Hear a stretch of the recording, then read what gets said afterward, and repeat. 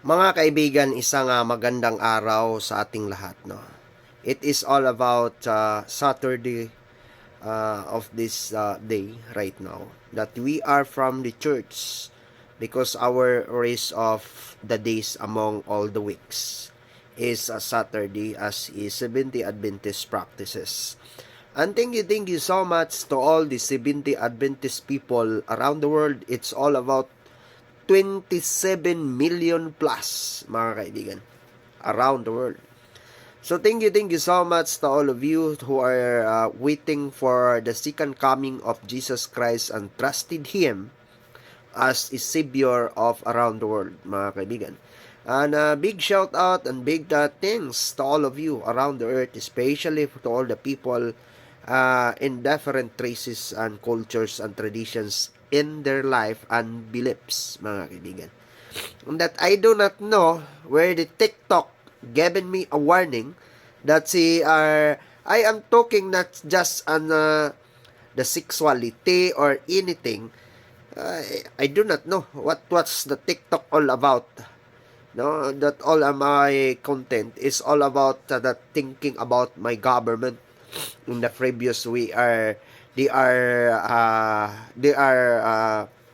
going to have a community guidelines, mga kaibigan, or the violations itself.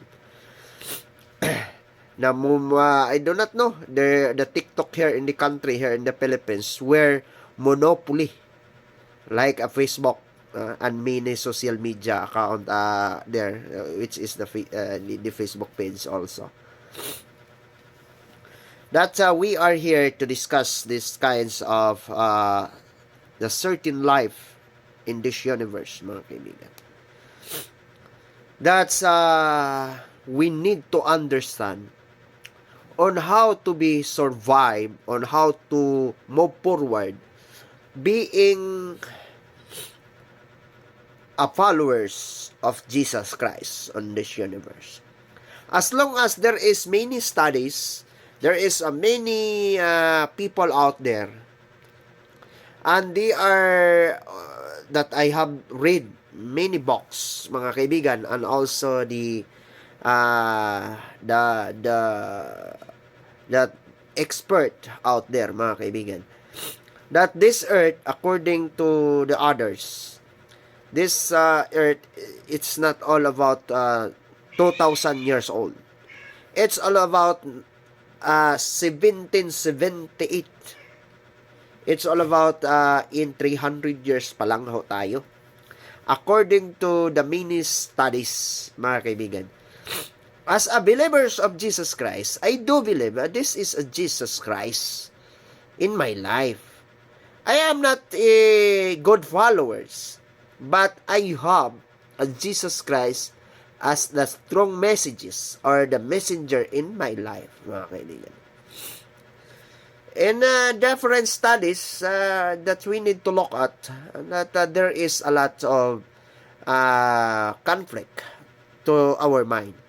But we need to stay focused and to be open our mind. By the way, just to understand my voice, because I just have a paper in the previous weeks and until now. So that's why I have so taking some of those herbal and the synthetic medicines also, which is the new step, because I got a headache and sip on, no, mga kaibigan. So that's why there is a lot of study. And also I do believe that the existing of Jesus Christ and the Almighty Fathers, in the heaven, mga kaibigan. So that's why all of you, how much or how the money you have right now, it is not yours. It is not ours. It is the privilege of the society. So that's why all you have right now, including yung mga kurap, hindi sa inyo yan. That is pira ng bayan yan. Pira ng taong bayan winawaldas ninyo.